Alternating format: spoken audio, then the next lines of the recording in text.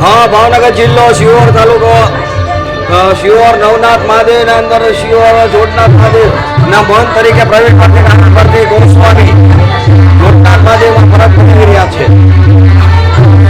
पवित्र अपना हिंदूनो मोटामां मोटो तहेवार એટલે પવિત્ર શ્રાવણ માસ અને મહાશિવરાત્રી આ મોટામાં મોટા તહેવારો જે શિવના છે એ દરેક ભક્તોને ખાસ નર્મ વિનંતી કે દરેક શિવ ભક્તો સારામાં સારી રીતે દર્શન કરે નવનાથ મહાદેવના અને શિવ પોતે ધન્ય બને એવી મારી પ્રાર્થના છે। ઓમ નમઃ શિવાય જોડનાથ મહાદેવની જય। નમઃ પાર્વતી પતે હર હર મહાદેવ। જોડનાથ મહાદેવ કઈ રીતે કહેવાય?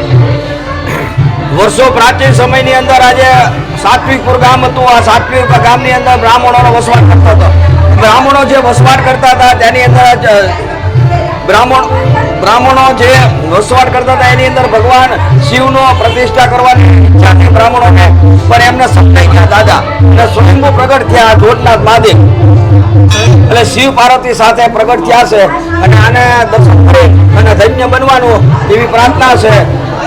શિહોરની અંદર પ્રાચીન સમયના ગ્રંથની અંદર એક ઉલ્લેખ છે કે ભાગવતની અંદર પણ ઉલ્લેખ છે। જો સમજી શકે તો ધંધુકાથી દીવ સુધીનો હેડંબાનું વન હતું।